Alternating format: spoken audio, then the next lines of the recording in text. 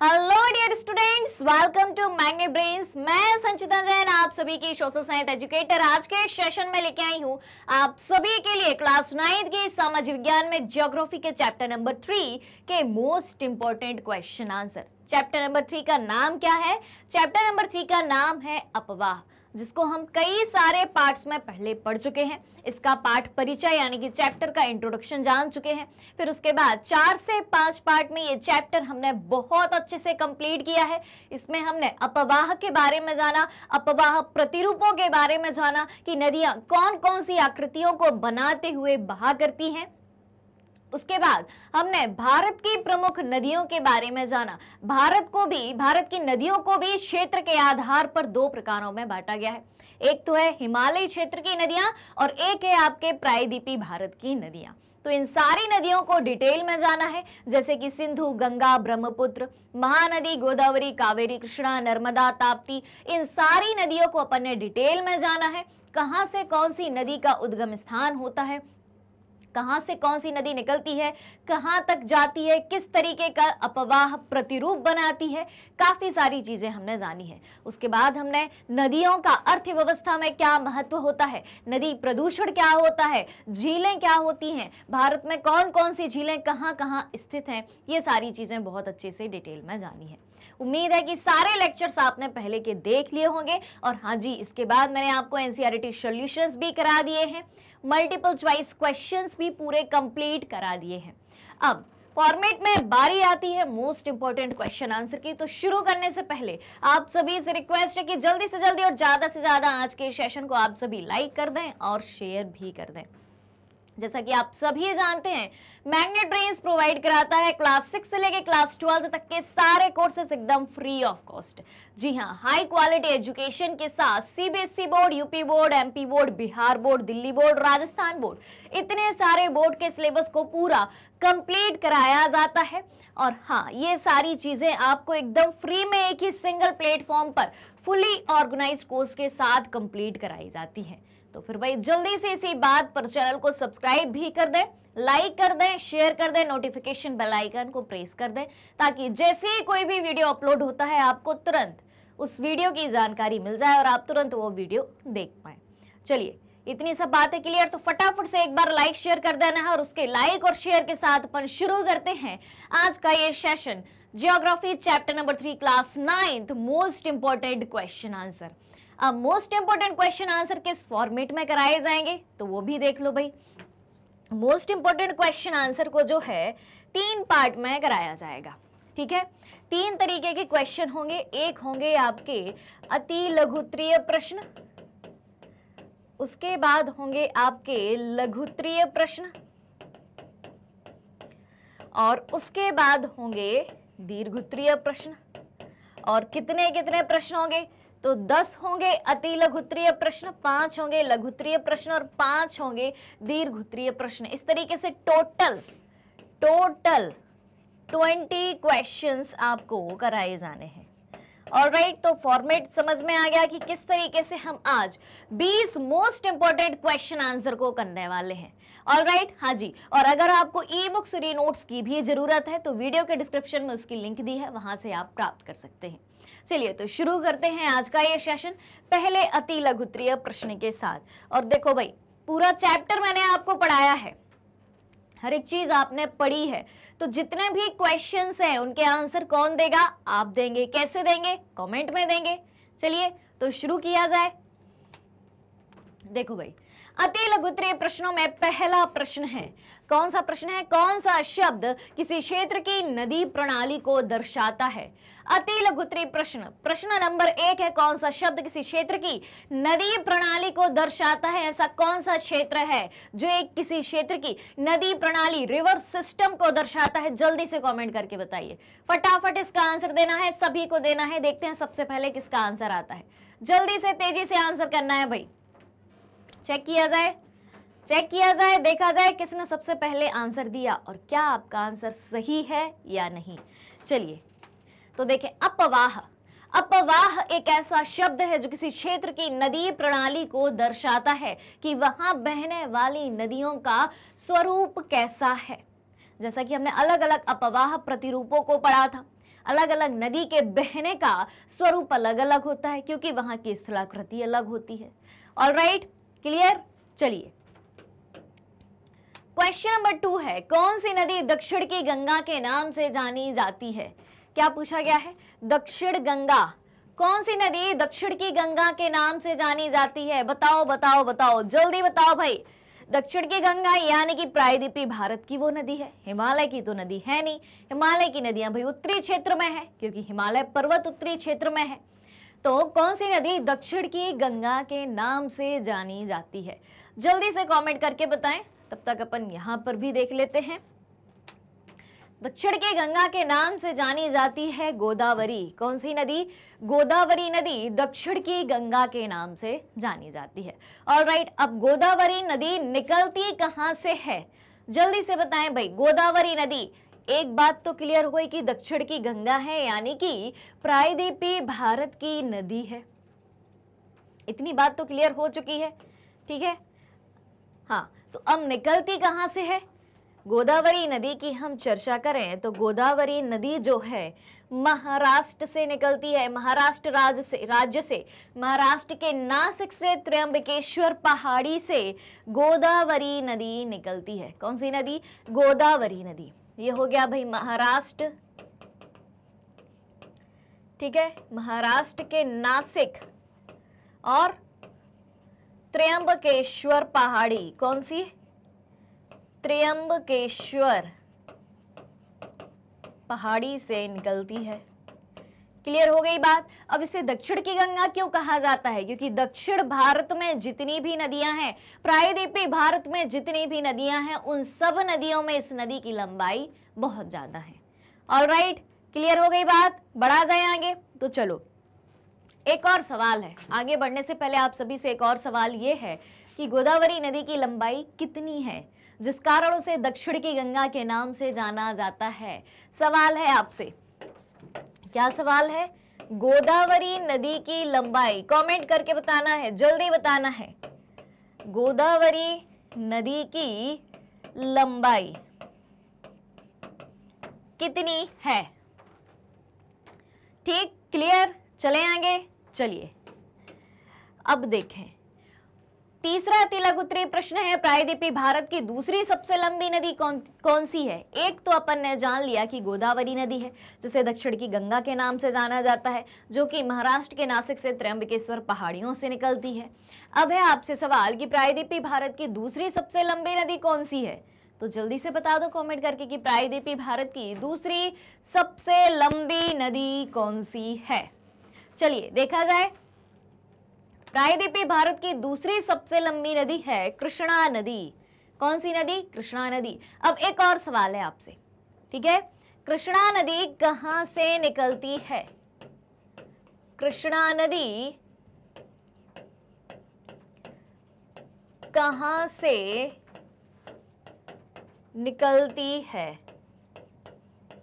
बता दो भैया, कहां से निकलती है कृष्णा नदी? जल्दी बताओ, जल्दी जल्दी जल्दी। कृष्णा नदी कहां से निकलती है? जल्दी फास्ट कमेंट आना चाहिए। गोदावरी कहां से निकलती है? मैंने मैप समेत आपको बताया है। अब आप बताएंगे कृष्णा नदी कहां से निकलती है, जो प्रायद्वीपीय भारत की दूसरी सबसे लंबी नदी है। ऑलराइट, बढ़ा जाए अगले सवाल की तरफ। तो चौथा सवाल है, सिंधु और गंगा नदी प्रणाली के बीच जल विभाजक पर कौन सा स्थान स्थित है? बताया था भाई, जब मैंने ये चैप्टर आपको पढ़ाया था तब सारी बातें बताई थी। तो अब बता दो कि सिंधु और गंगा नदी प्रणाली के बीच जल विभाजक पर कौन सा स्थान स्थित है? बताइए जल्दी से, तेजी से कमेंट आना चाहिए आपका, फटाफट बताना है, जल्दी जल्दी जल्दी। सिंधु और गंगा नदी प्रणाली के बीच जल विभाजक, जल विभाजक तो आप जानते हैं ना। देखो भाई, स्थान का नाम है अंबाला। अब जल विभाजक क्या होता है उसको भी समझ लो। तो सिंधु और गंगा नदी प्रणाली के बीच अंबाला जो है जल विभाजक क्षेत्र है, ठीक है। तो एक बात तो एक क्वेश्चन से ही स्पष्ट हो रही है कि दो नदी प्रणाली या दो जल क्षेत्र के बीच अगर कोई स्थान है तो वो क्या है? जल विभाजक है, ठीक है। अब मान लो कि इधर पर है सिंधु नदी, ठीक है, इस तरफ है आपकी सिंधु नदी और इस तरफ है आपकी गंगा नदी। ऑलराइट, क्लियर हो रही है बात? ये है आपकी सिंधु नदी, ऐसा अपन मान लेते हैं। और यहाँ पर है आपकी गंगा नदी, ठीक है। यहाँ से सिंधु नदी बहे ही जा रही है और यहाँ से जो है आपकी गंगा नदी बहे जा रही है। ऑलराइट, अब इसका जो बीच का क्षेत्र है, यहाँ का जो बीच का क्षेत्र है उसको अपन मान लेते हैं क्या कि भाई ये क्षेत्र क्या है, ये क्षेत्र थोड़ा ऊपर उठा हुआ है, एक अलग तरीके की कोई एक स्थलाकृति है, ठीक है। अपन इसको मान लो कोई सा एक स्थल रूप है, ठीक है, जो क्या है, जो इन दोनों नदियों के बीच, इन दोनों नदियों के बीच जल विभाजक का काम कर रहा है। तो सिंधु नदी और गंगा नदी के बीच क्या है, अंबाला है, एक स्थलाकृति। अंबाला एक जगह का नाम है भाई साहब, ठीक है। तो ये क्या है, जल विभाजक क्षेत्र है दो नदियों के बीच में। तो जल विभाजक क्षेत्र किसे कहा जाएगा, एक ऐसा क्षेत्र जो दो जल क्षेत्रों के बीच, या एक ऐसी स्थलाकृति जो दो जल क्षेत्रों को विभाजित करती हो, उनको मिलने नहीं देती हो, उसे कहा जाता है जल विभाजक क्षेत्र। ऑलराइट, तो 4 सवाल हो चुके हैं। चलते हैं अगले सवाल की तरफ। हाँ जी, तो सवाल है आपके सामने, नर्मदा नदी किस प्रकार का अपवाह प्रतिरूप बनाती है। 4 प्रकार के अपवाह प्रतिरूपों के बारे में मैंने आपको बताया है। तो नर्मदा नदी जब बहती है तो किस तरीके का उसका स्वरूप दिखाई देता है, तो चलिए जानते हैं। देखें क्या है भाई आंसर, जालीदार जल निकासी प्रतिरूप। कौन सा, जालीदार जल निकासी प्रतिरूप दिखाई देता है। तो कैसा होता है भाई जालीदार जल निकासी प्रतिरूप, ये देखें, देखें भाई ध्यान से सभी देखें। हाँ जी, अब जाली कैसी होती है, जाली कहा जाए तो जाली कुछ इस तरीके की होती है, ठीक है। अब नर्मदा नदी का प्रतिरूप जालीदार कैसे दिखाई दे सकता है, तो देखें कुछ इस तरीके से दिखाई दे सकता है, कुछ इस तरीके से दिखाई दे सकता है, ठीक है। अगर किसी नदी का स्वरूप आपको कुछ इस तरीके का दिखाई दे रहा हो और बीच में ये अलग अलग स्थलाकृति हो, तो ये क्या हो सकता है। क्लियर हो गई बात। तो नर्मदा नदी का प्रतिरूप किस प्रकार दिखाई देता है, जालीदार। अब चलो भाई नर्मदा नदी की स्थिति भी अपन देख लेते हैं कि नर्मदा नदी कहां से कहां तक बहती है। ऑलराइट, ये बन गया अपना प्रायद्वीपीय भारत, ये बन गया गुजरात, ठीक है। अब नर्मदा नदी निकलती कहां से है, सभी को पता है। नर्मदा नदी निकलती है मध्य प्रदेश के अमरकंटक, मैकाल पहाड़ी की अपन बात करें, अमरकंटक से निकलती हुई, हाँ जी, अमरकंटक से, अनूपपुर जिले के अमरकंटक से निकलती है, ठीक है। और इस तरीके से बहती हुई गुजरात को कवर करती हुई कहां जाती है, इस तरफ क्या है भाई, अरब सागर है, सही है ना भाई, अरब सागर ही है ना इस तरफ। और इस तरफ क्या है, बंगाल की खाड़ी है। ऑलराइट, इस तरफ है आपकी बंगाल की खाड़ी। और ये कौन सी दिशा है भाई साहब, इस तरफ की पश्चिम दिशा है। दिशाएं सबसे ज्यादा इंपॉर्टेंट हैं, क्योंकि यही तो पता करना होता है कौन सी नदी किस दिशा से निकलती है, किस दिशा की ओर जाती है। तो नर्मदा नदी आपको कहां से कहां बहती हुई दिखाई दे रही है, जो कि प्रायद्वीपीय भारत की नदी है। ये क्या है आपका, प्रायद्वीपीय भारत है, प्रायद्वीपीय भारत है। तो नर्मदा नदी प्रायद्वीपीय भारत की एक ऐसी नदी है जो पूर्व से पश्चिम की ओर बहती है। और इसी के साथ नर्मदा नदी के साथ एक और नदी है ताप्ती नदी। ताप्ती नदी जो कि निकलती है बैतूल जिले से, कहां से, बैतूल जिले से निकलती है और नर्मदा के समानांतर बहती है। बैतूल जिले के मुल्ताई से निकलती है, नर्मदा के समानांतर बहती है, पूरब से पश्चिम की ओर बहती है। तो नर्मदा और ताप्ती प्रायद्वीपीय भारत की दो ऐसी नदियां हैं जो पूर्व से पश्चिम की ओर बहती हैं। और प्रायद्वीपीय भारत की अधिकांश नदियां जैसे कि महानदी, गोदावरी, कृष्णा, कावेरी आदि जो है पश्चिम से निकलती हैं और पूर्व की तरफ बहती हैं। क्लियर, क्लियर हो गई ये बात। बढ़ा जाए आगे, चलिए अब है क्वेश्चन नंबर 6, जास्कर और नुब्रा। क्या बोला गया है, जास्कर और नुब्रा किस नदी की महत्वपूर्ण सहायक नदियां हैं।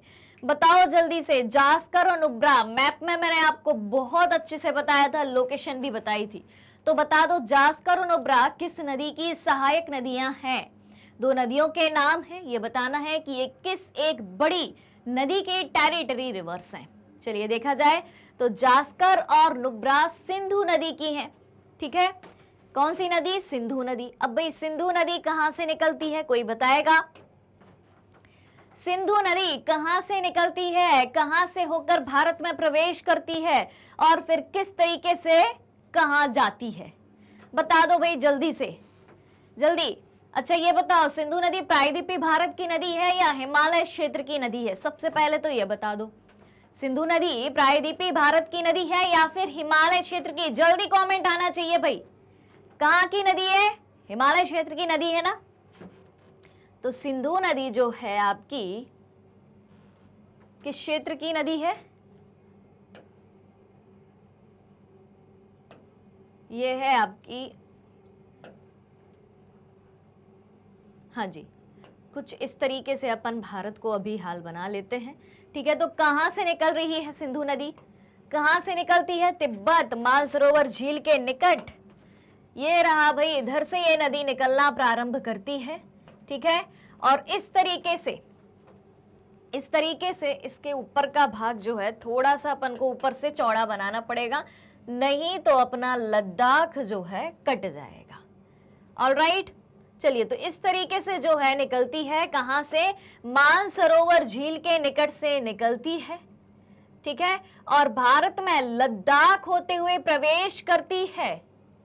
कहां से प्रवेश करती है? भारत में लद्दाख से प्रवेश करती है। ये कौन सी जगह है? ये है आपकी मानसरोवर झील, तिब्बत में मानसरोवर झील। ठीक है, मानसरोवर झील के निकट से निकलती है तिब्बत में। और इसकी सहायक नदियां कौन कौन सी हैं? जास्कर और नुब्रा तो हैं ही, साथ ही साथ कुछ अन्य नदियां भी इसकी सहायक नदियों के रूप में जानी जाती हैं। जैसे कि हम बात करें, कौन कौन सी? हाँ, जैसे कि हम बात करें तो झेलम, ठीक है, यहां से चिनाब, रावी, सतलज। ठीक है, और कौन सा कलर ले लें? येलो, बैगनी कलर ले लिया। ठीक है, तो ये कौन सा हो गया? बैगनी कलर तो अपना हो गया था, ये है भाई। ठीक है, तो इस तरीके से यहां पर अपन बात करें तो ये जो पॉइंट आपको दिख, हाँ जी, तो ये सारी नदियां जितनी भी सिंधु की सहायक नदियां हैं वो कहां पर आकर मिलती हैं? वो आप देखें, पाकिस्तान में एक जगह है मिठानकोट, पाकिस्तान के मिठानकोट में आकर सिंधु नदी से मिल जाती हैं। मिठानकोट कहाँ है? पाकिस्तान में है। तो भाई यहाँ पर आपको स्पष्ट दिख रहा होगा कि सिंधु और उसकी सहायक नदियां जो हैं वो भारत और पाकिस्तान दोनों जगह पर हमें दिखाई दे रही हैं। ठीक है, अब भारत और पाकिस्तान में ये दोनों नदियां हैं, इसका क्या मतलब है? इसका क्या मतलब है कि भाई इन नदियों के पानी को कौन यूज करेगा, कौन उपयोग करेगा? कौन सा देश, भारत या पाकिस्तान? अब भारत में भी ये नदी है, पाकिस्तान में भी ये नदी है। तो 1960 में, कब, एक बात और सुन लो यहीं से, 1960 में, कब की बात हो रही? 1960 में सिंधु जल समझौता हुआ था। कौन सा जल समझौता? सिंधु जल समझौता हुआ था। किसके और किसके बीच हुआ था? भारत और पाकिस्तान के बीच हुआ था। भारत और पाकिस्तान के बीच। ऑलराइट, क्लियर है ये बात? क्लियर क्लियर क्लियर, इतनी बात हो गई क्लियर। चलिए फिर बढ़ा जाए अगले सवाल की तरफ। चलो भाई आ जाओ आगे। क्वेश्चन नंबर 7 है अति लघु उत्तरीय प्रश्नों में, सतलज, व्यास, रावी, चिनाब और झेलम नदियां सिंधु से किस स्थान पर आकर मिलती हैं? अभी मैंने बताया था भाई आपको, सतलज, व्यास, रावी, चिनाब, झेलम नदियां सिंधु से किस स्थान पर आकर मिलती हैं? तो देखो भाई, मिथनकोट या इसको मिठानकोट के नाम से भी जाना जाता है। अभी अपन ने मैप बनाया था, एक बार और बना के बता देते हैं आपको, ताकि एकदम कंसेप्ट क्लियर रहना चाहिए। चलिए, ये बन गया कुछ इस तरीके का भारत का नक्शा। एकदम क्लियर तो नहीं है पर ठीक है, हम इससे काम चला लेंगे। ऑलराइट, चलिए अब ये सिंधु नदी कहां से निकल रही है? सिंधु नदी कहां से निकलती है भाई? तिब्बत के मानसरोवर से निकलती है। कहां से निकल रही है? तिब्बत के मानसरोवर से निकलती है। ये निकली और भारत में कहां से प्रवेश करती है? लद्दाख से होकर प्रवेश करती है और इस तरीके से यहां पर बाहर पाकिस्तान की ओर निकलती है। अब इसकी कई सारी सहायक नदियां हैं जैसे कि सतलज, व्यास, रावी, झेलम, चिनाब। ये किस नाम से जानी जाती हैं? ये पांचों नदियां, ये पांचों नदियां जो हैं पंचनद के नाम से जानी जाती हैं और इन्हीं पंचनद के नाम पर पंजाब का नाम पंजाब पड़ा था। ऑलराइट, तो देखो ये जो नदियां हैं, कितनी नदियों की बात कर रहे हैं अपन? 5 नदियों की अपन बात करें, ठीक है? 5 नदियों की बात करें तो एक एक कलर से एक एक नदी को अपन दिखा देते हैं। ऑलराइट, नीला रंग हो गया है, पर्पल बाकी है, उसके बाद आपका ये बाकी है, ठीक है? 4 नदियां हो चुकी हैं, एक और नदी अपनी बची है तो इसको अपन गुलाबी कलर से दिखा देते हैं। ऑलराइट, क्लियर है? अब ये कहां पर आकर मिल रही हैं? सिंधु से। ये सारी नदियां कौन कौन सी? सतलज, व्यास, रावी, चिनाब, झेलम, ये नदियां इस पॉइंट पर आकर मिलेंगी। किस पर? इस पॉइंट पर आकर मिलेंगी सिंधु नदी से। किस नदी से? सिंधु नदी से। ये क्या है आपकी? सिंधु नदी है। और ये पांचों नदियां आपकी हो गई, झेलम, चिनाब, रावी, सतलज, व्यास। और ये जगह कौन सी हो गई? मिठानकोट। कौन सी जगह हो गई? मिठानकोट। इधर मिठनकोट लिखा है, इसे मिठानकोट के नाम से भी पढ़ा जाता है। एक्चुअली इसको कुछ इस तरीके से अपन लिखते हैं इंग्लिश में, ठीक है? तो इसको मिठनकोट या मिठानकोट दोनों नामों से पढ़ा जा सकता है। ऑलराइट, क्लियर हो गए? और मिठानकोट कहां पर है? मिठानकोट है आपका पाकिस्तान में है। कहां पर है? पाकिस्तान में है। और ये कौन सा पॉइंट है भाई? मानसरोवर झील, तिब्बत की बात हो रही है। यहां से निकलती है आपकी सिंधु नदी, ठीक है? मानसरोवर झील। Alright, clear? तो क्या पूछा था? सतलज, व्यास, रावी, चिनाब, झेलम नदियां सिंधु नदी से किस स्थान पर आकर मिलती हैं? मिठानकोट, पाकिस्तान। ऑलराइट, बढ़ा जाए आगे। चलिए, क्वेश्चन नंबर 8 है, यमुना और घाघरा किस नदी की महत्वपूर्ण सहायक नदियां हैं? बता दो भाई, यमुना और घाघरा किसके टेरिटरी रिवर हैं? चलिए देखें, कोई बताएगा? बहुत आसान सवाल है ये भी। गंगा नदी की सहायक नदियां हैं। कौन कौन सी? यमुना और घाघरा। सहायक नदी क्या होती है? सहायक नदी जो कि उस मुख्य नदी में जाकर मिले। जैसे कि मान लो यहां से अपन इस तरीके से गंगा की बात करें, ठीक है? इस तरीके से हम गंगा की बात करें, गंगा बहुत ही लंबा मार्ग तय करती है भाई साहब, ठीक है? जैसे इस तरीके से हम गंगा की बात करें तो घाघरा और यमुना यहां से मान लेते हैं, ठीक है? यहां से आई यमुना और मान लो यहां से आई घाघरा, तो ये इसमें आके मिली हैं। इससे निकलती हुई प्रतीत जरूर हो लेकिन इसमें आके मिल रही हैं, ठीक है? इनका उद्गम स्थान अलग होगा। मान लो ये यहां से निकल रही, ये हो गई आपकी मान लो गंगा हो गई, ठीक है? ये हो गई, यहां से इसकी शुरुआत होती है यमुना की और ये जाते जाते इस तरीके से कहां मिल गई? कहां मिल गई? ये गंगा में जाके मिल गई। ये हो गई आपकी मान लो घाघरा, ठीक है?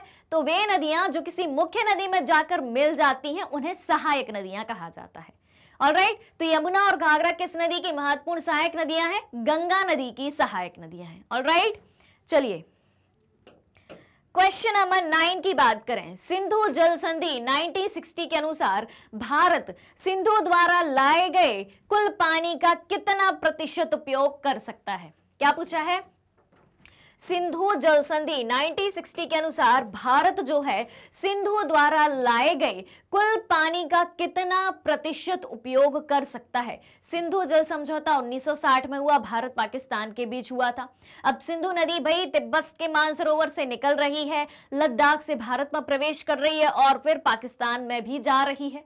तो भारत कितने प्रतिशत पानी का उपयोग कर सकता है सिंधु नदी के? तो सिंधु द्वारा लाए गए कुल जल का मात्र 20% उपयोग कर सकता है। कितना? मात्र 20% उपयोग कर सकता है। ऑलराइट, तो 9 सवाल हो चुके हैं। 10वां सवाल है, सांभर झील निम्नलिखित में से किस राज्य में है? बताओ जल्दी से, सांभर झील किस राज्य में स्थित है? देखें तो देखो भाई, सांबर झील है राजस्थान में, किस राज्य में स्थित है? राजस्थान में स्थित है। तो 10 क्वेश्चन क्लियर हो गए आप सभी को, क्या कहते हो? 10 क्वेश्चन क्लियर है। चलिए अब बारी आती है आपके लघुत्तरीय प्रश्नों की। तो देखें, लघुत्तरीय प्रश्न थोड़ा सा बड़ा आंसर लिखना होता है। देखो, अति लघुत्तरीय जो अभी करे थे तो वो तो वेरी शॉर्ट आंसर थे, मतलब एक शब्द या एक लाइन में उनका उत्तर दिया जाता है। अब लघुत्तरीय की बात है तो 4 से 5 लाइन तक अपन इसका आंसर लिखेंगे। ऑलराइट, अब आपको समझाना है, जल विभाजन शब्द को उदाहरण सहित समझाइए, इसका महत्व क्या है? जल विभाजन शब्द को उदाहरण सहित समझाइए। बताइए भाई, क्या होता है जल विभाजन? बताएं जल्दी से। कई बार मैंने आपको बताया है, तेजी से बताएं, आप भी बताएं, फिर उसके बाद डायग्राम के थ्रू मैं आपको समझाऊंगी। सभी को पता है, अभी जो अपन ने जब क्वेश्चन शुरू करे थे, है ना, तब एक क्वेश्चन ऐसा आया था, कोई 2 नदियां अपन को दी थी, उनके बीच जल विभाजक क्षेत्र का नाम पूछा था आपसे। ठीक है, तो मैंने आपको डायग्राम के थ्रू समझाया भी था। अब जल विभाजन क्षेत्र क्या होता है वो पूछा गया है। तो देखो भाई, उत्तर है कोई भी ऊंचा क्षेत्र, जैसे कि पहाड़ या ऊपरी भूमि, कोई भी ऊंचा क्षेत्र हो, जल विभाजक क्षेत्र क्या कहलाता है? कोई भी ऊंचा क्षेत्र जैसे कि पहाड़ या ऊपरी भूमि जो 2 जल निकासी बेसिनों को अलग करती है, जहां से 2 जल क्षेत्र निकलते हैं, और एक ऐसी भूमि जो उन 2 जल क्षेत्रों को अलग करती है, उसे क्या कहा जाएगा? जल विभाजन कहा जाएगा, जल विभाजन क्षेत्र के रूप में जाना जाएगा। ये क्षेत्र देखें, जो मैं आपको येलो रंग से दिखा रही हूं, यहाँ पे देखें जल विभाजक भी लिखा है। ये यहाँ से ऊपर उठा हुआ क्षेत्र है, और यहाँ पर अपन साइड की बात करें, यहाँ पर देखें, हम यहाँ पर साइड में देखें तो ये क्या है भाई? 2 जल क्षेत्र है। मान लो कि ये 2 नदियां हैं, ठीक है, ये नदियों का स्वरूप है। इनका अपवाह स्वरूप किस तरीके का दिखाई दे रहा है, कोई बताएगा मुझे? ये जो नदी है, ये जो नदी मैं आपको यहाँ पर ड्रॉ करके बता रही हूं, इस इमेज में जो नदी दी है, क्या आप उसका अपवाह प्रतिरूप बता सकते हैं? जल्दी बताएं, क्या आप उसका अपवाह प्रतिरूप बता सकते हैं? कैसी दिखाई दे रही भाई? मुझे तो ट्री के फॉर्म में दिखाई दे रही, यानी कि वृक्षनुमा आकृति या ध्रुमाकृतिक प्रतिरूप दिखाई दे रहा है। ठीक है, क्लियर है? तो ये जो बीच में ऊपर उठा हुआ क्षेत्र है, इन 2 जल क्षेत्रों को अलग कर रहा है। ये जो 2 जल क्षेत्र आपको दिखाई दे रहे हैं, धारा बा और धारा आ, इनको ये क्षेत्र जल विभाजक क्षेत्र, ऊपर उठा हुआ ऊंचा क्षेत्र, इनको अलग कर रहा है। तो ये क्या हुआ? जल विभाजक क्षेत्र हुआ। ठीक है, तो पश्चिमी घाट प्रायद्वीपीय नदियों का जल विभाजक क्षेत्र है। उदाहरण हमसे पूछा था कि उदाहरण सहित समझाइए, तो पश्चिमी घाट जो है, इस तरफ का क्षेत्र जो है, ये प्रायद्वीपीय भारत है। प्रायद्वीपीय भारत का जो पश्चिमी घाट का क्षेत्र है, वो प्रायद्वीपीय नदियों का, जितनी भी प्रायद्वीपीय नदियां हैं, उनके जल विभाजक क्षेत्र के रूप में जाना जाता है। और यहाँ पर अगली बात क्या सीखने को मिलती है कि यह हमें 2 अलग अलग जल निकासी प्रतिरूप की पहचान करने में मदद करता है।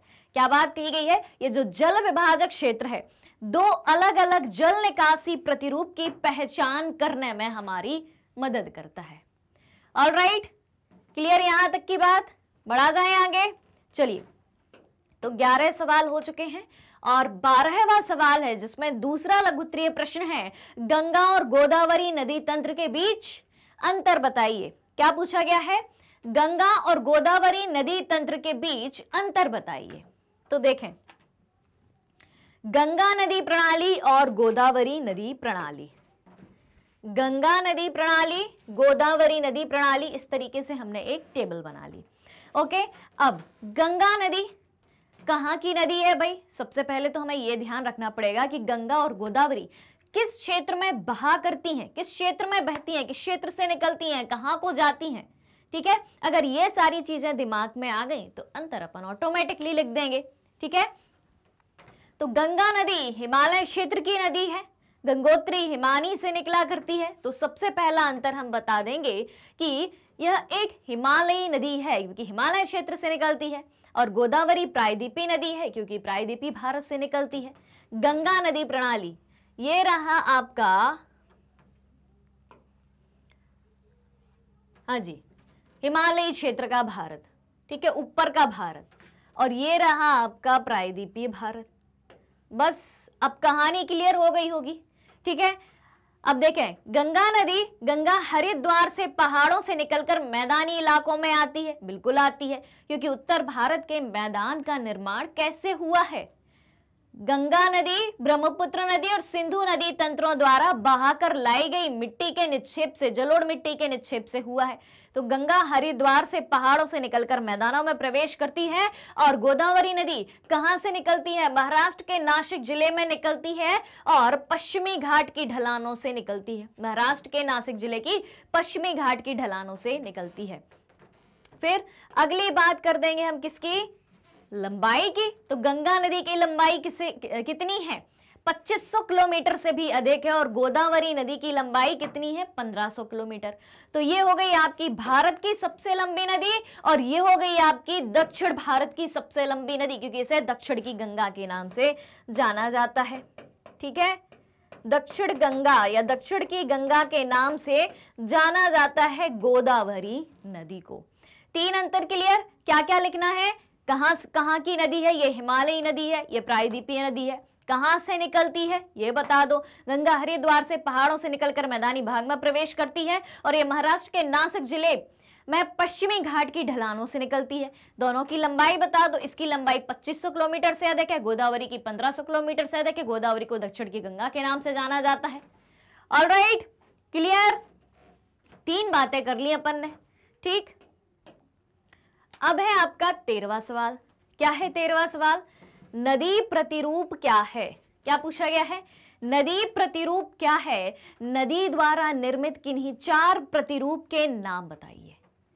ऑलराइट, क्या पूछा गया है? नदी प्रतिरूप क्या है और नदी द्वारा निर्मित 4 प्रतिरूप के आपको नाम भी बताना है। तो देखें, अब देखें, जल निकासी बेसिन के भीतर, ध्यान से सुनिएगा, जल निकासी बेसिन के भीतर धारा, भूमि की ढलान, ध्यान से सुनिएगा, कौन कौन से फैक्टर डिपेंड करते हैं किसी नदी के प्रतिरूप को बनने में। ठीक है, तो भूमि की ढलान, अंतर्निहित चट्टान संरचना के साथ साथ क्षेत्र की जलवायु परिस्थितियों के आधार पर कुछ प्रतिरूप बनाती है। ठीक है, नदियां जो हैं क्या करती हैं? भूमि की ढलान या नदी की जो धारा है वो भूमि की ढलान किस तरीके की है, कहां की ओर जा रही है, ऊंची नीची है, आड़ी तिरछी है, किस तरीके से जा रही है ढलान। अंतर्निहित चट्टान संरचना यानी कि जमीन के नीचे चट्टानों की संरचना कैसी है। फिर क्षेत्र की जलवायु, वहां की जलवायु परिस्थितियां कैसी हैं। तो इन सब बातों के आधार पर, इन सब संरचना के आधार पर ही किसी नदी के बहने का स्वरूप निर्धारित होता है। अपवाह प्रतिरूप का मतलब क्या है? नदी के बहने का स्वरूप क्या है। ठीक है, अब देखो नदियों द्वारा निर्मित कितने प्रतिरूप हैं? तो नदियों द्वारा निर्मित 4 प्रतिरूप हैं। सबसे पहले हमें क्या लिखना है कि अपवाह प्रतिरूप क्या होता है या नदी प्रतिरूप क्या होता है। तो अपन लिखेंगे कि जल निकासी बेसिन के भीतर नदी की जो धारा है वो किस पर डिपेंड करती है? भूमि की ढलान पर, अंतर्निहित चट्टानों की संरचना पर और उस क्षेत्र की जलवायु के आधार पर नदियां जो है, नदी की धारा जो है अलग अलग प्रतिरूप बनाती है, जिसे हम अपवाह प्रतिरूप या नदी प्रतिरूप के नाम से जानते हैं। फिर नदियों द्वारा 4 प्रकार के प्रतिरूप हमें देखने को मिलते हैं। कौन कौन से? सबसे पहला है आपका द्रुमाकृतिक अपवाह। ठीक है, यानी कि वृक्षनुमा आकृति हम इसको कह सकते हैं। क्या कह सकते हैं? वृक्षनुमा आकृति हम इसको कह सकते हैं। अब देखो भाई कहां है, ये देखें, ये मिला हमें द्रुमाकृतिक अपवाह, दिखाई दिया। यहां पर देखें, यहां से नदी बह रही है, ये है आपकी मुख्य नदी की धारा, लिखा है यहां पर मुख्य धारा। अब इसकी हम सहायक धारा की बात करें, सहायक नदी की बात करें, तो ये देखो ये निकली इसकी, ये सहायक नदियां हैं जो इसमें आकर मिल रही हैं, इनकी धारा दिख रही है। तो सहायक नदियां कुछ इस फॉर्मेट में आकर मिल रही हैं इससे, और इसके बहने का भी क्रम कुछ इस तरीके से दिखाई दे रहा है मुख्य धारा का, कि ये सारी मिलके, ये इसकी नदी की मुख्य धारा और नदी की सहायक नदी जो है, ये सब मिलके किसका निर्माण कर रही है? द्रुमाकृतिक अपवाह। यानी कि वृक्षनुमा आकृति का निर्माण कर रही हैं, ट्री के फॉर्म में बह रही हैं कुछ इस तरीके से। क्लियर हो गई बात? क्लियर है? किसे कहते हैं वृक्षनुमा अपवाह या द्रुमाकृतिक अपवाह। बढ़े आगे, दूसरा दिया है आपको जालीनुमा अपवाह, यानी कि जब नदी एक जाली के फॉर्म में बहे, उसकी सहायक नदियां भी उसको आके मिले तो वो एक जाली की संरचना के रूप में हमें दिखाई दे। ये है जालीनुमा अपवाह। ये देखें भाई, हाँ जी, ये देखें,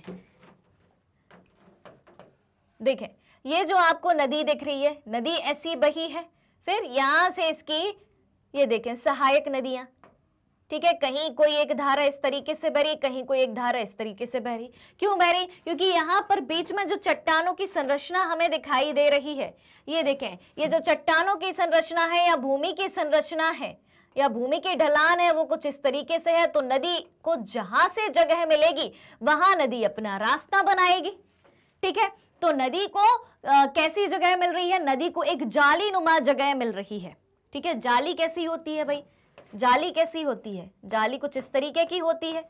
ठीक है, तो यहाँ पर बीच बीच में से नदी भी निकल रही है और बीच बीच में कुछ ऐसी स्थलाकृति है, कुछ ऐसी ढलान है, कुछ ऐसी चट्टानें हैं कि जिसके फलस्वरूप नदी जब बहती है तो हमें दिखता है कि भाई जाली जैसी संरचना बन रही है।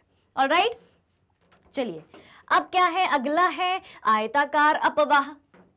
आयताकार रेक्टेंगल के फॉर्मेट की हम बात करें, कहाँ है आयताकार अपवाह? ये रहा आयताकार अपवाह। ठीक है, अब देखो नदी कैसे बह रही है, यहां से ध्यान से देखना, इधर से आप देखें, चलो शुरुआत अपन यहां से करते हैं।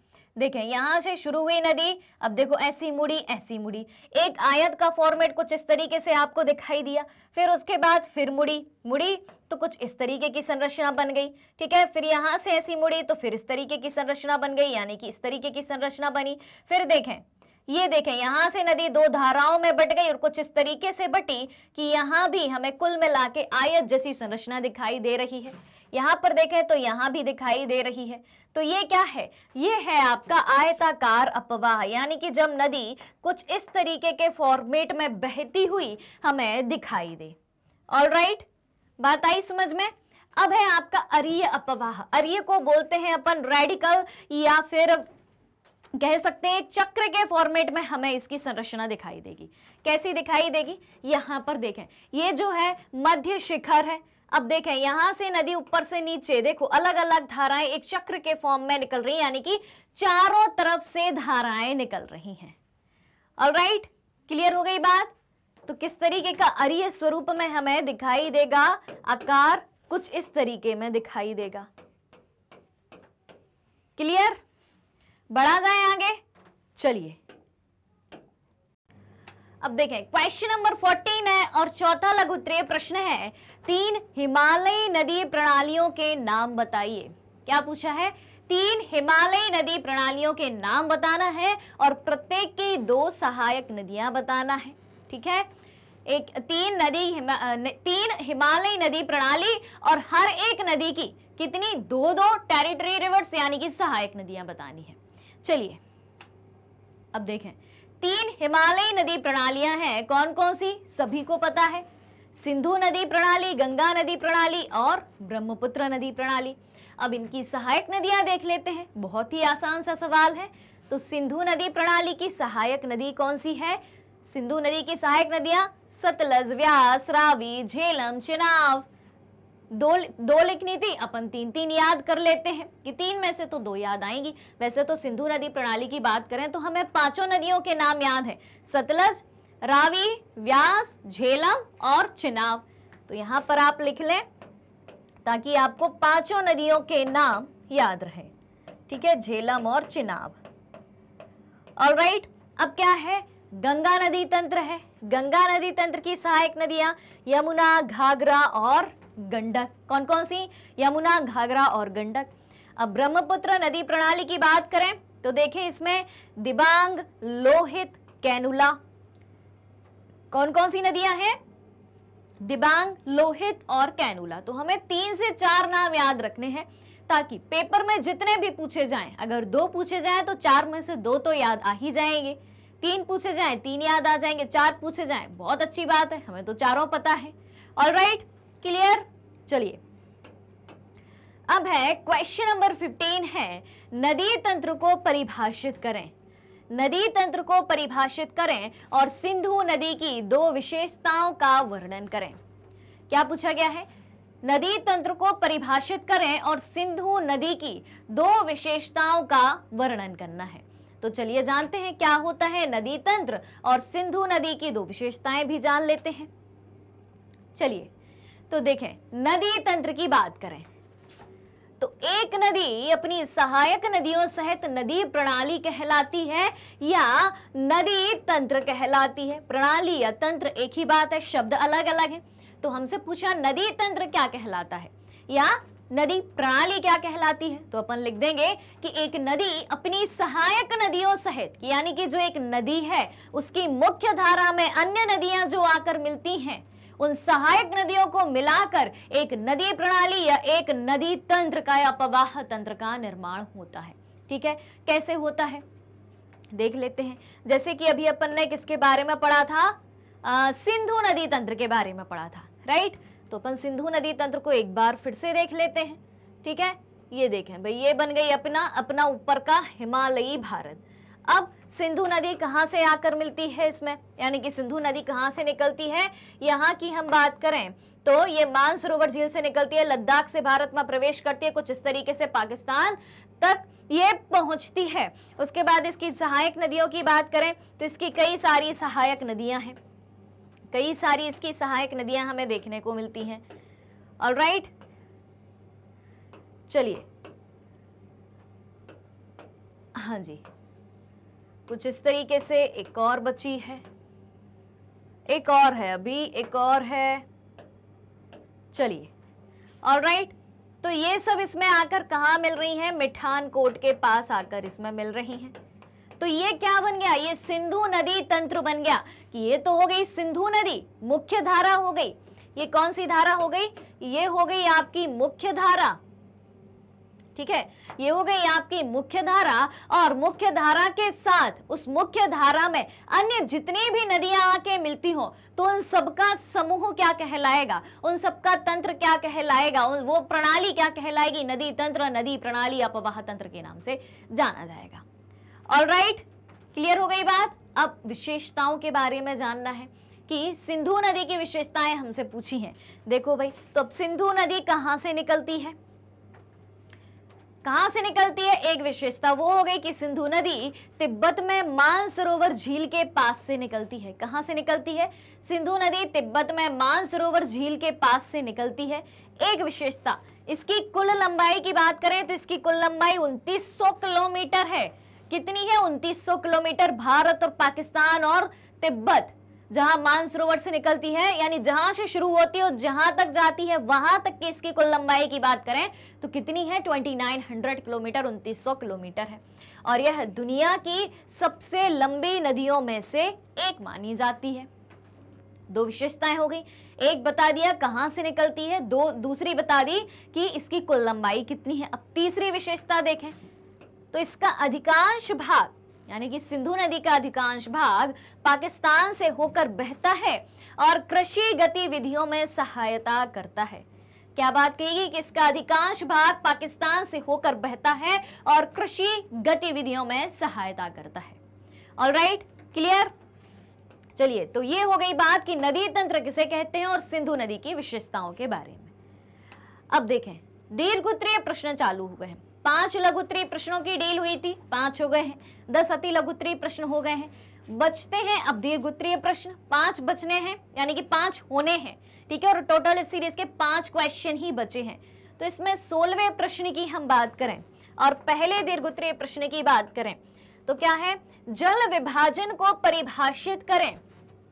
क्या पूछा है, जल विभाजन को परिभाषित करें और एक नदी द्वारा बनाए गए प्रवाह के विभिन्न प्रतिरूप क्या हैं। अब डिटेल में बताना है। पहली चीज हमने लघु उत्तरीय प्रश्न में शॉर्टकट में देखी थी। ठीक है, 4 प्रतिरूप देख लिए थे, जल विभाजन क्या होता है वो देखा था, डायग्राम देखा था। अब डिटेल में कैसे समझा जाए इनको वो देख लेते हैं।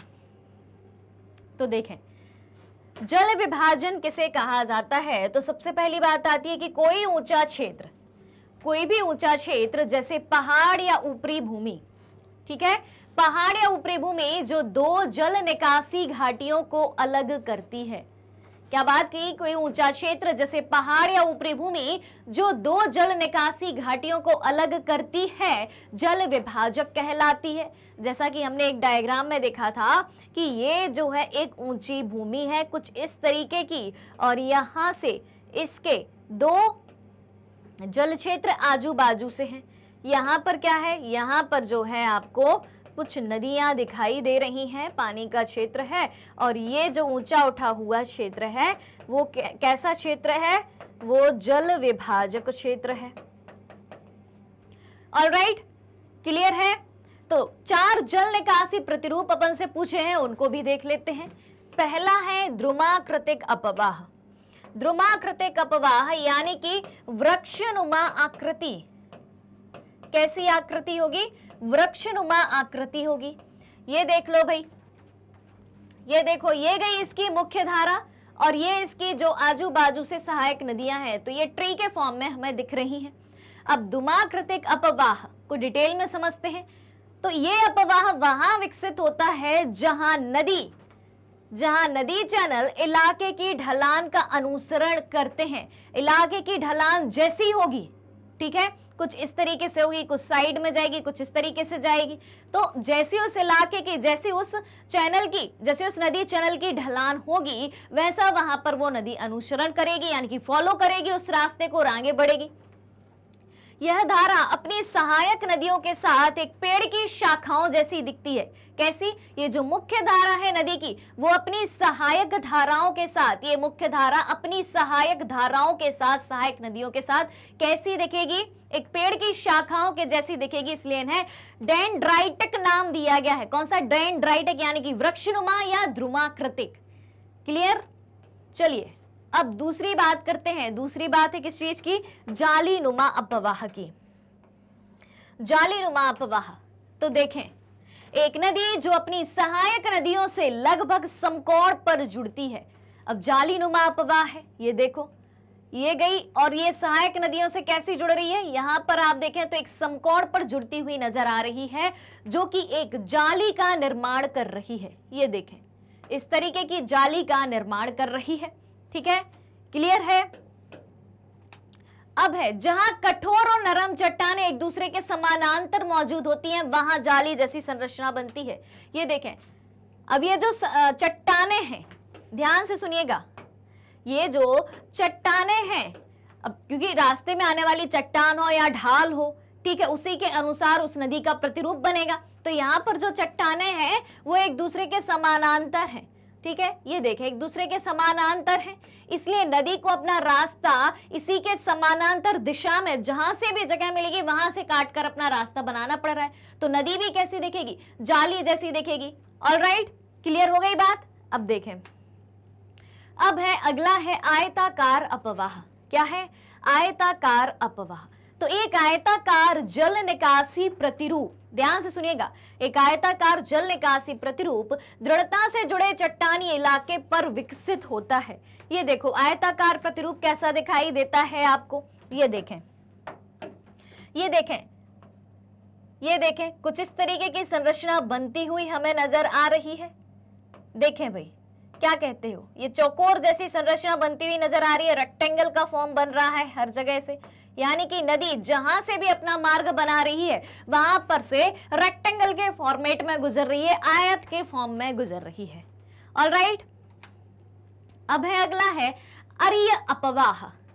अरीय अपवाह क्या होता है? तो अरीय अपवाह तब विकसित होता है जब धाराएं किसी केंद्रीय शिखर पर, कहां पर? जब धाराएं किसी केंद्रीय शिखर या गुंबद जैसी संरचना से अलग अलग दिशाओं में बहती हैं। ठीक है, ये केंद्रीय शिखर या गुंबद जैसी संरचना है। ठीक है, यहां से अलग अलग दिशाओं में जब धाराएं बहेंगी तो कैसी संरचना बनेगी? एक रेडिकल के फॉर्मेट में बनेगी, एक अरीय संरचना बनेगी। ऑलराइट, देखें भाई, ये वाला कौन सा? हाँ, देखो, ये मध्य शिखर है, या यहां पर जो है क्या रह सकता है? गुंबद रह सकता है एक। ठीक है, ऊंचा उठा हुआ क्षेत्र जहां से धाराएं अलग अलग दिशा में बहें। ये देखें आप, ऊपर से नीचे की तरफ अलग अलग दिशा में धाराएं हमें बहती हुई नजर आ रही है। तो रेडिकल फॉर्मेट हमें दिख रहा है और ये संरचना दिख रही है, कुछ इस तरीके की संरचना हमें दिखाई दे रही है। ऑलराइट, क्लियर हो गई बात। तो जल विभाजन क्या होता है, इसके प्रतिरूप क्या होते हैं और किस तरीके के दिखते हैं, और ये प्रतिरूपों का निर्माण कैसे होता है, वो सारी बातें अपन जान चुके हैं। चलिए, अब है दूसरा दीर्घोत्तरीय प्रश्न और इस सीरीज का 17वां प्रश्न है। वो ये है, हिमालयी नदियों और प्रायद्वीपीय नदियों के बीच क्या अंतर है। क्या पूछा गया है, हिमालयी नदियों और प्रायद्वीपीय नदियों के बीच क्या अंतर देखने को मिलता है। आ जाओ भैया, हिमालयी नदियां यानी कि ऊपर के क्षेत्र की नदियां, सीधी सी बात है, यानी कि हिमालय क्षेत्र की नदियों के बारे में बात हो रही है, और ये प्रायद्वीपीय यानी कि नीचे के क्षेत्र दक्षिण भारत की नदियों के बारे में बात हो रही है। ऑलराइट, चलिए तो देखें, हिमालयी नदियों की बात करें तो पहला अंतर इसमें यह दिखाई देता है कि अधिकतर हिमालयी नदियां 12 मासी हैं, यानी कि 12 महीने बहा करती हैं, जिसका अर्थ है कि उन्हें पूरे वर्ष बरसात के साथ साथ ऊंचे पर्वतों पर मौजूद बर्फ के पिघलने से पानी प्राप्त होता रहता है। क्या बात कही गई है, हिमालयी नदियों की बात करें तो अधिकतर हिमालयी नदियां 12 मासी होती हैं, जिसका क्या अर्थ है, उन्हें पूरे वर्ष बरसात के साथ साथ ऊंचे पर्वतों पर मौजूद बर्फ के पिघलने से भी पानी प्राप्त होता है। बारिश में तो पानी मिलेगा, लेकिन जब बारिश रुक जाएगी तो कहां से पानी मिलेगा। अब हिमालय क्षेत्र में तो भाई हिम ही हिम है, हिम मतलब बर्फ है, तो बर्फ के पिघलने से भी उन नदियों में पानी बना रहता है, यानी कि 12 महीने हिमालय क्षेत्र की नदियों में आपको पानी मिलेगा। ऑलराइट, अब प्रायद्वीपीय क्षेत्र की नदियों की बात करें तो अधिकतर प्रायद्वीपीय नदियां बरसाती हैं। बरसाती हैं मतलब इनमें बारिश के मौसम में ही पानी रहता है, और प्रायद्वीपीय नदियों का बहाव बरसात पर ही निर्भर करता है। यहाँ बर्फ तो है नहीं भाई नीचे की तरफ, तो कहां से भाई 12 महीने इनमें पानी मिलता ही रहेगा। उसके बाद देखें, दूसरी बात करें कि हिमालयी नदियों का उनके उद्गम से समुद्र तक का मार्ग लंबा होता है।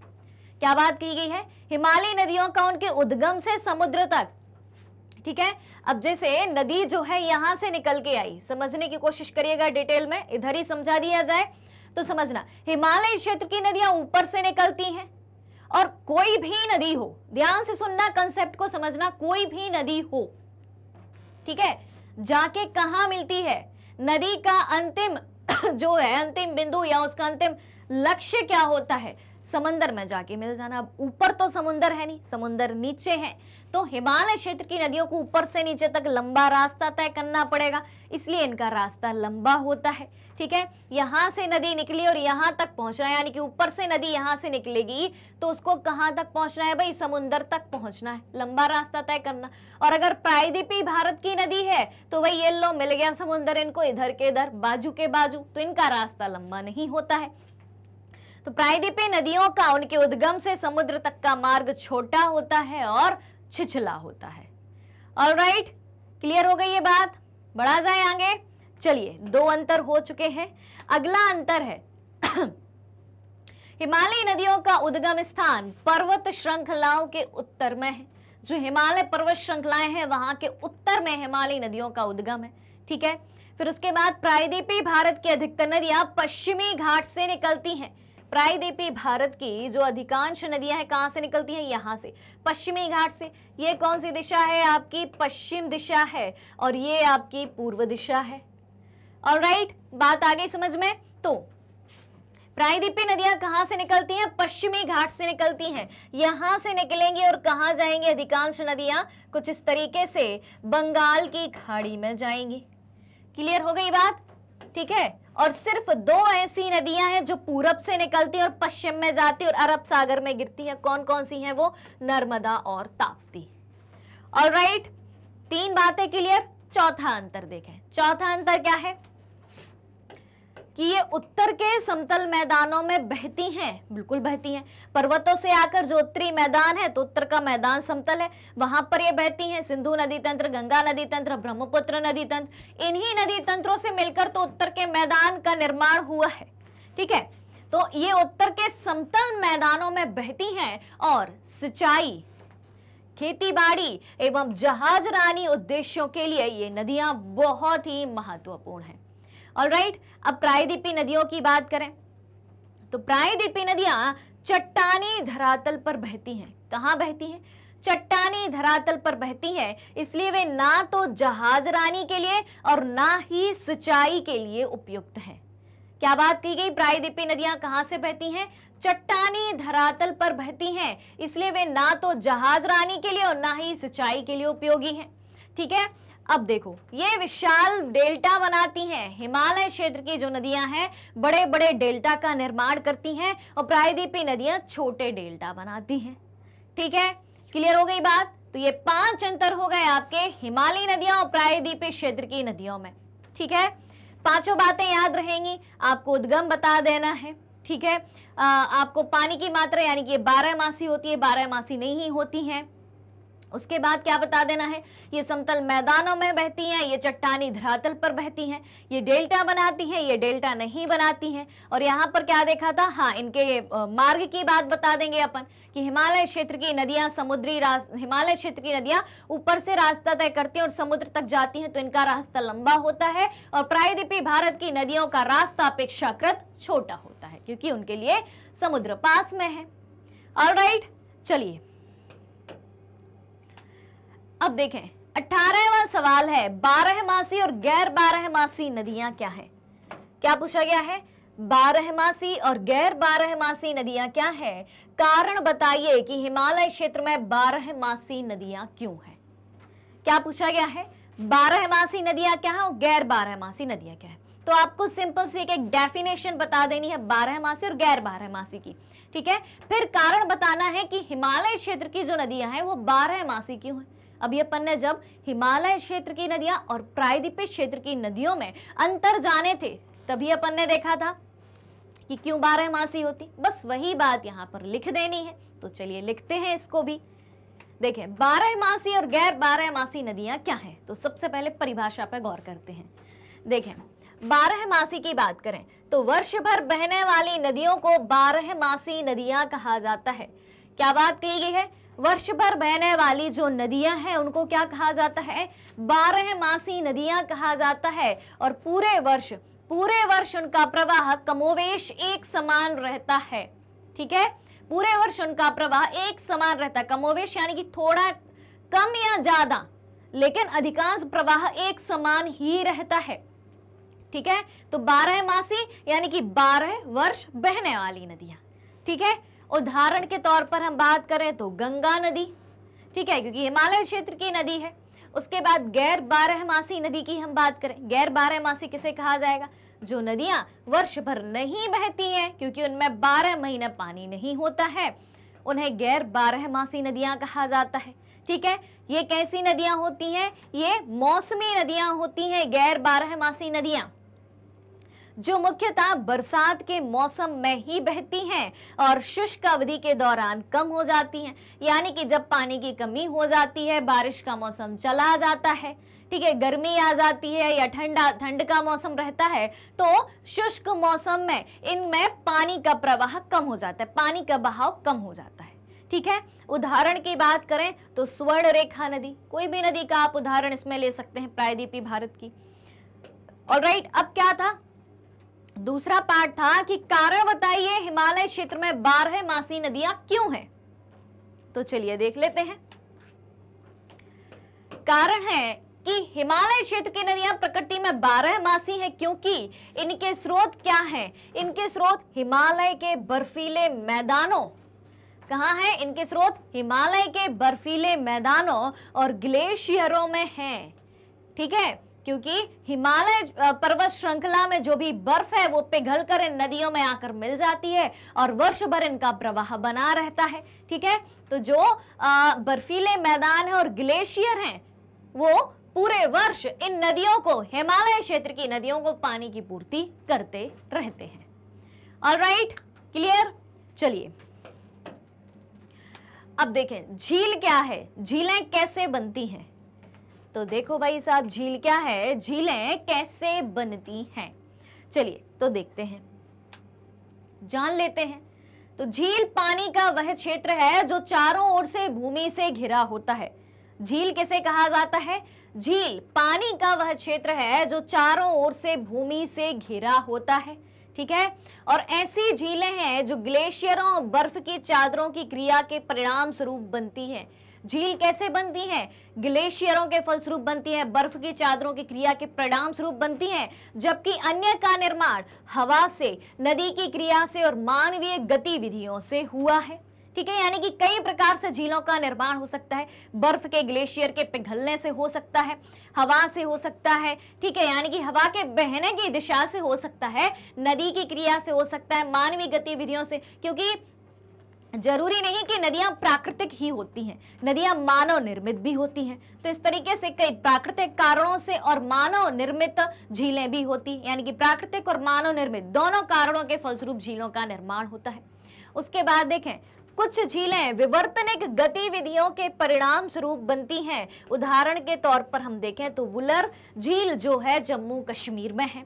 उसके बाद जल विद्युत उत्पादन के लिए नदियों पर बांध बनाने से भी इनका निर्माण हुआ है, यानी कि कैसे, ये हो गई मानव निर्मित, ठीक है। अब यहां पर एक शब्द आया था विवर्तनिक गतिविधियां। विवर्तनिक गतिविधियां यानी कि बड़ी बड़ी जो प्लेट हैं, प्लेटों के खिसकने से, ठीक है, खिसकने से भी, यानी कि चट्टानों के फॉर्मेट में जो प्लेट होती हैं उनके खिसकने से भी किसका निर्माण हुआ है? झीलों का निर्माण होता है। उदाहरण के तौर पर वुलर झील जम्मू कश्मीर में जो है, जिसका निर्माण विवर्तनिक गतिविधि के फलस्वरूप हुआ है। और जल विद्युत उत्पादन के लिए भी नदियों पर बांध बनाने से झील का निर्माण होता है, यानी कि ये मानव निर्मित का उदाहरण हो गया बिजली उत्पादन के लिए। ऑलराइट, चलिए, तो 19 सवाल हो चुके हैं और आज की सीरीज का 20वां सवाल है, आखिरी सवाल है, आखिरी दीर्घोत्तरीय सवाल है। देखें, हिमालयी नदियों तथा गंगा नदी प्रणाली की किन्हीं 3 विशेषताओं का वर्णन करें। क्या पूछा गया है? हिमालयी नदियों तथा गंगा नदी प्रणाली की 3 विशेषताओं का वर्णन करना है, तो करें। रेडी सभी? ऑलराइट, हिमालयी नदियों की विशेषता, मतलब ओवरऑल हिमालय क्षेत्र की जितनी नदियां हैं उनकी विशेषता। पहली विशेषता हम सभी को याद है, पता है, रट गई है, कंसेप्ट भी क्लियर है, ये 12मासी है, यानी कि इनमें वर्ष भर पानी बहता है, साल के 12 महीने पानी बहता है, क्योंकि बारिश के मौसम के अलावा इनमें बर्फ और ग्लेशियर के पिघलने से भी इनमें पानी बन जाता है, यानी कि पानी रहता है। उनके स्रोत समुद्र तक लंबे पाठ्यक्रम है, ठीक है, यानी कि समुद्र से जहां से स्रोत है इनका, स्रोत से लेके समुद्र तक इन्हें लंबा रास्ता तय करना पड़ता है। फिर ये नदियां अपने ऊपरी मार्ग में तीव्र कटाव करती हैं और गाद और रेत का भारी भार लादती हैं। जो हिमालय क्षेत्र की नदियां हैं अपने ऊपरी मार्ग में तेजी से कटाव करती हैं और गाद और रेत का भारी भार खुद में लादे रहती हैं। अब क्या पूछा था? दूसरा, गंगा नदी प्रणाली की विशेषताएं। तो देखें, पहली विशेषता क्या है गंगा नदी प्रणाली की? देखें, गंगा जिसे भागीरथी कहा जाता है, बिल्कुल कहा जाता है, का उद्गम गंगोत्री ग्लेशियर से होता है। गंगा का उद्गम कहां से होता है? गंगोत्री ग्लेशियर से होता है और देवप्रयाग में ये अलकनंदा से मिलती है। क्योंकि गंगा नदी की मुख्य धाराओं की हम बात करें तो गंगा नदी की मुख्य धारा 2 है। कौन कौन सी? अलकनंदा और भागीरथी। अलकनंदा और भागीरथी। चलिए, अब दूसरी विशेषता क्या है कि गंगा में पूर्व और पश्चिम से बड़ी संख्या में सहायक नदियां मिलती हैं। बिल्कुल मिलती हैं, गंगा नदी की कई सारी सहायक नदियां हैं जो पूर्व दिशा और पश्चिम दिशा दोनों तरफ से मिलती हैं। फिर देखें, यह ब्रह्मपुत्र से जुड़ने के बाद इसकी सहायक नदियों के माध्यम से बंगाल की खाड़ी में गिरती है। गंगा नदी कहाँ गिरती है? गंगा नदी कहाँ गिरती है? कहाँ गिरती है? बंगाल की खाड़ी में गिरती है, इसकी सहायक नदियों और ब्रह्मपुत्र नदियों के माध्यम से। ऑलराइट, ये बात हो गई गंगा नदी की 3 विशेषताओं की और हिमालय क्षेत्र की नदियों की विशेषताओं की। ऑलराइट, तो इसी के साथ ये सेशन आज का खत्म होता है। आज हमने क्लास 9 के भूगोल में चैप्टर नंबर 3 जो है आपका, जिसका नाम है अपवाह, ठीक है, उसके 20 मोस्ट इंपॉर्टेंट क्वेश्चन आज अपन ने कर लिए हैं। इसके पहले मैंने ये चैप्टर आपको कई सारे पार्ट्स में पढ़ाया है, उसके बाद इसके NCERT solutions, multiple choice question भी कराए हैं। आज बारी थी मोस्ट इंपॉर्टेंट क्वेश्चन की, तो वो पार्ट भी आप तक पहुंचा दिया है। और इसके बाद बारी आएगी वन शॉट रिवीजन की, तो वो भी आपको बहुत जल्दी प्रोवाइड करा दिया जाएगा। अगर आप हमारे डेली के लाइव लेसन और रिकॉर्डेड लेसन से जुड़ना चाहते हैं, सारी चीजें उपलब्ध है मैग्नेट ब्रेन्स के यूट्यूब चैनल, वेबसाइट और एप्लीकेशन पर। मैग्नेट ब्रेन्स इंडिया का number 1 100% free online education platform है। इसके अलावा अगर आप ई बुक्स, फ्री नोट्स भी चाहते हैं, उनकी लिंक भी वीडियो के डिस्क्रिप्शन बॉक्स में दी गई है, वहां से आप अवेल कर सकते हैं। हमारे पास आपके लिए कई सारे टॉप कोर्सेज हिंदी मीडियम और इंग्लिश मीडियम दोनों में उपलब्ध है। सीबीएसई बोर्ड के साथ साथ Delhi board, Bihar board, UP board, MP board, Rajasthan board के सिलेबस को भी कंप्लीट कराया जाता है और उन सारे स्टेट बोर्ड के सिलेबस को कंप्लीट कराया जाता है जहां पर एनसीईआरटी का पैटर्न फॉलो किया जाता है, क्योंकि हम पढ़ाते हैं आपको एनसीईआरटी से। हमारे पास आपके लिए कई सारे स्पेशल कोर्सेज भी हैं, वैदिक maths crash course, spoken English और इतने सारे कोर्सेज एक ही सिंगल प्लेटफॉर्म पर हाई क्वालिटी एजुकेशन के साथ एकदम फ्री में प्रोवाइड कराए जाते हैं। जी हाँ, मैग्नेट ब्रेन्स यूट्यूब के अलावा अदर सोशल मीडिया प्लेटफॉर्म जैसे कि Facebook, Instagram, Twitter, Telegram, WhatsApp पर भी उपलब्ध है। आप हमें यहाँ भी फॉलो कर सकते हैं, यहाँ से भी सारी जानकारी प्राप्त कर सकते हैं। तो आज के सेशन को ज्यादा से ज्यादा लाइक और शेयर करते हुए चैनल को सब्सक्राइब भी करना है। हमारे साथ बने रहिए, जुड़े रहिए, पढ़ते रहिए, खुश रहिए। Thank you so much.